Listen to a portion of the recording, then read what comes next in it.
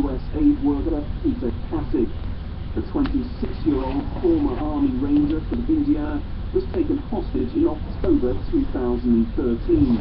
He returned to the region as an aid worker after serving in Iraq in 2007. Whilst in captivity, he converted to Islam and changed his name to Abdul Rahman Cassick. He was last seen in October when ISIS released a video of the killing of British aid worker Alan Henning. That video ended with a masked militant threatening to kill Cassick next. Nick Velitis, CBC News, London. Australian Prime Minister Tony Abbott wrapped up the G20 summit in Brisbane today, listing the economic measures agreed to by the leaders. He says if they're implemented, they boost global economic growth over 5 years by 2.1% above what it would have been otherwise. Linda Yu reports. The devil's in the details, and they didn't share the devil with us. And most of these communiques are rather short. And what they're going to do now is have individual country reports. So each country is going to go back, take the target, and try to work through some policies. But what we did get from the G20 is that there's some common mechanisms.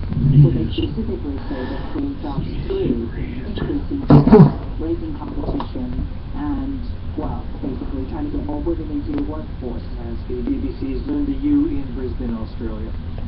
Here at home, one man is dead, 2 women are in hospital following a triple shooting in Toronto.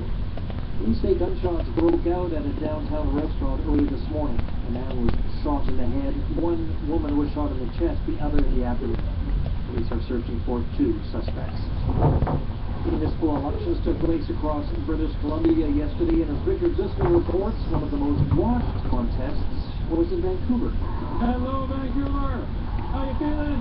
It took a few hours longer than Gregor Robertson was hoping for, but after polling stations were kept open for more than an hour past the scheduled closing time because of technical problems and high voter turnout, the Vancouver incumbent mayor was once again able to celebrate victory.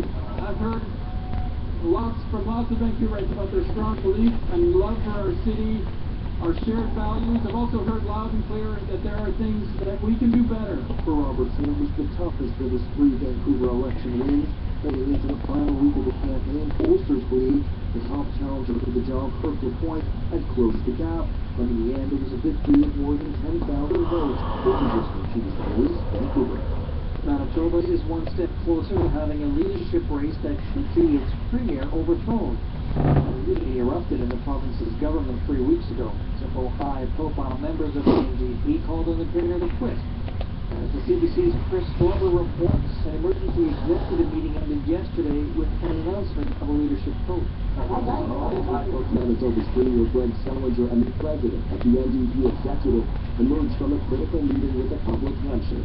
And Selinger announces the decision. The resolution was to follow the requirements of the existing constitution to have a leadership election. The executive wants the leadership race to be held at the party's annual convention in March. We want to be fair. President Ellen Olford says to make the race fair, a group will now lay out the ground rules. When potential challengers can declare, and whether contenders like the premier will be allowed to stay in the cabinet during the race. The plan for the leadership race still needs the support of a larger NDP governing body. It meets in 3 weeks. Chris Glover, CBC News, Winnipeg. And that is the CBC News for this hour. I'm Beth Philpott.